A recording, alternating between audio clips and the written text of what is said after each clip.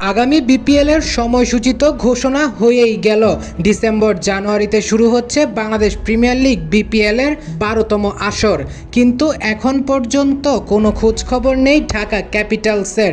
মূলত এই কথাটা আরও আগেই উঠেছিল, ঢাকা ক্যাপিটালস কেন এখনও নিশ্চুপ হয়ে বসে আছে, যেখানে রংপুর রাইডার্স, ফরচুন বরিশালরা ইতোমধ্যেই বিসিবির সাথে আলোচনা করে রেখেছে তারা দল আবারও পেতে চায় 5 বছরের টেন্ডারের জন্য।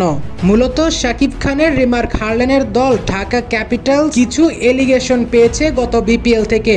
তাদের এলিগেশন না থাকলেও তাদের প্লেয়ারদের ক্ষেত্রে কিছু অভিযোগ উঠেছে, যেটা ছিল ফিক্সিং অভিযোগ।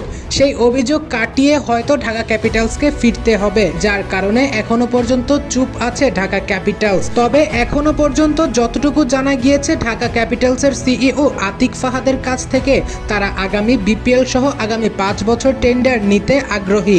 অর্থাৎ বিসিবি যখন প্রকাশ্যে বলবে আবেদনপত্র জমা দিতে, সেক্ষেত্রে ঢাকা ক্যাপিটালস হয়তো আবেদনপত্র জমা দিবে, কারণ এবার থেকে তো নতুন টেন্ডার শুরু হচ্ছে বাংলাদেশ প্রিমিয়ার লিগের।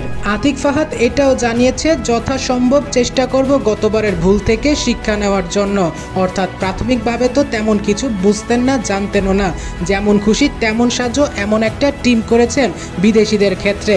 তবে এইবার যেহেতু আইএল টি20-র সাথে ক্ল্যাশ করবে সামান্য কিছু অংশ, সেক্ষেত্রে আতিক ফাহাদ বলেন এবারের বিপিএল থেকে তারা স্ট্রংভাবে ফিরবে। তবে সবকিছুই বাস্তবায়ন হবে যদি বিসিবি আবারও ঢাকা ক্যাপিটালসকে দলটা দেয়, যেহেতু তাদের প্লেয়ারদের বিপক্ষে একটা এলিগেশন আছে।